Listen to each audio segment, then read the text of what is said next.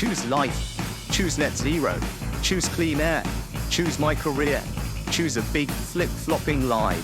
Choose ignoring climate experts in favor of a Daily Mail hack. Choose 7-bin gaslighting. Choose saying you understand the struggles of ordinary people while keeping a straight face. Choose your friends, well, not working class friends. Choose this deceitful hunt. Choose exorbitant rents and insufficient housing. Choose to put your penis in a dead pig's gob. Choose the governmental shelf life of an iceberg lettuce with the financial savvy of a root vegetable. Choose sitting on a damp couch, breathing black mold in a mind-numbing, spirit-crushing Tory shit show. Choose nepotism, sycophancy, and barely concealed cronyism. Choose Windrush. Choose deportation and wondering where the f*** you are on a Sunday morning. Choose dying alone in a COVID-infested care home. Nothing more than an inconvenience to the spoiled, self-entitled brats you put in power. Choose your future. Choose life. But why would I do a thing like that? I chose not to choose life. I chose short-term populism. And the rail links? There'll be no rail links. Who needs railways when you've got a private jet? Now just 5 days to go until Britain's general election on the 4th of July 2024. We have mentally soft as a sponge Richi Sunak. Clearly cannot take the pain of being PM anymore, even though his job is mostly about reading cue cards handed to him by his handlers. Nevertheless, Richi has thrown in the towel and declared he does not want to do it for another 6 months. He's had his fun at playing at being Prime Minister, so announced a general election for the 4th of July. Richi's Independence Day. Can you imagine that this bloody idiot has been PM for, 580 days, something like that? They used to call John Major a dull, boring grey man in a grey suit, but this clown, Richi, has done a worse job than if Mr. Bean had been Prime Minister. I do not recall anything that this idiot has done over the past 580 days as PM. He was never fit to even be an MP, let alone a PM. His primary focus has always been to get to a net worth of £1 billion, tax dodging twat he is. Which is fine and dandy, but why the hell make the British people suffer for nearly 2 years in the process? The Tories deserve to die an electoral death.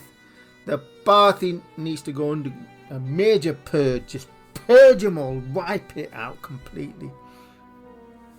If there's any justice, then this twat Sunak should be stripped of his wealth and locked up in the Tower of London. But he won't. That's the way the system is in the UK. You got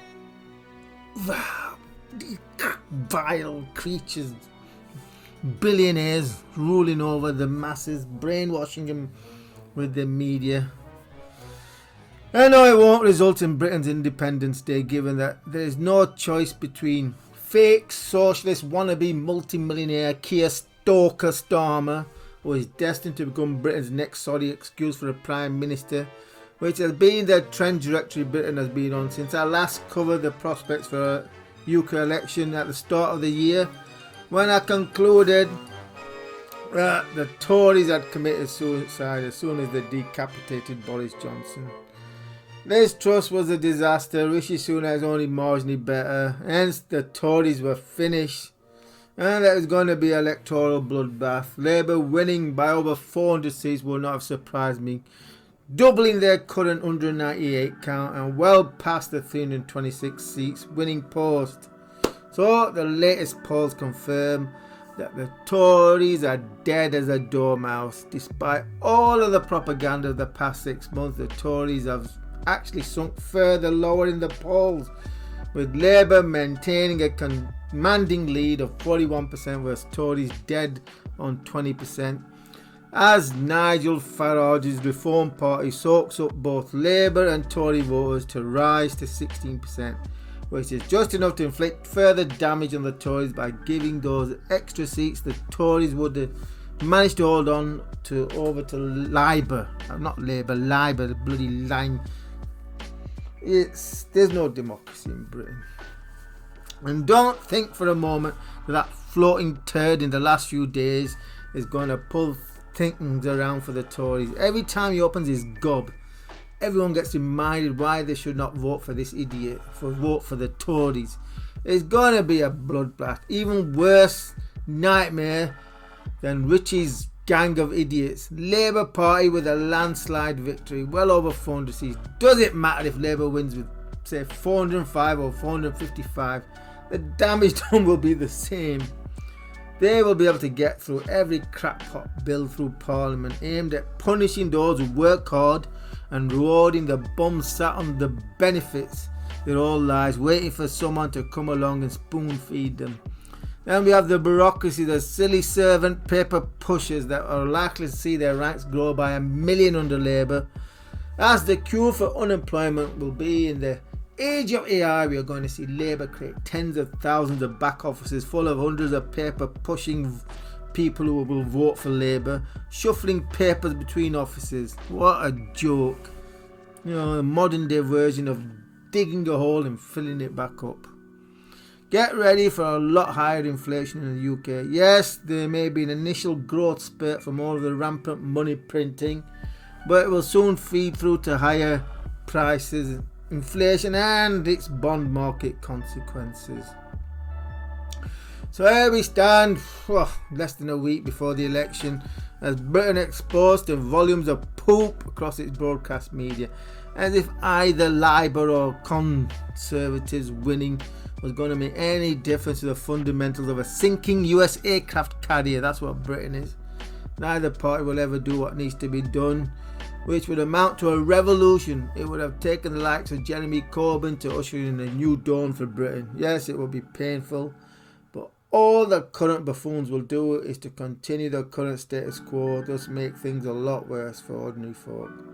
As the government prints money, causes inflation, hence average living standards drop as the money continues to flow to those who own the means of production.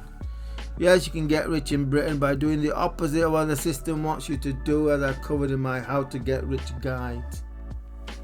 The system does not want you to buy crypto. Even now, the criminals at the FCA do not want the British public to be able to buy Bitcoin. Bitcoin ETFs, the financial crime agency, works for the elite. One of the few surefire bets to getting rich right now, Bitcoin destined to 2x from its current price, and these criminals want to deny the British public access to a relatively safe spot Bitcoin ETF. What's going to be the result of a Labour government? What we're going to see happen? They are going to continue to squeeze the middle class whilst letting the mega rich off the hook, which does not bode well for wealth creation amongst working masses within the UK. Your fortunes will be made abroad, either by migrating or online. I fear the Labour redistribution of wealth fanatics will target one of the few mechanisms that ordinary folk still have to accumulate wealth during their lifetime. That's tax-free ISA accounts. Likely put some sort of cap on how much can be invested in total tax-free. Say 100k cap. Now I don't mean the 20k annual allowance, I mean the total amount. They could limit to 100k, anything above that gets taxed. This will bugger things up for me a lot and many other Brits. Meanwhile, both leaders continue to bend over backwards to congratulate the Fourth Reich on the genocide of the Palestinians, the illusion of democracy. Britain isn't a democracy. You got Zionist SS Oberführers marching up and down, posting these fake hostage leaflets while they promote genocide. There's no democracy in Britain. Lib Dems, they're even worse. They betrayed everything they stood for just so that Nick Clegg could ride in a limousine. What a joke. It's an illusion. Labour will win. At least 400 seats, maybe as high as 450. It won't make any difference. Britain is a sinking aircraft carrier. It's a bit depressing, isn't it?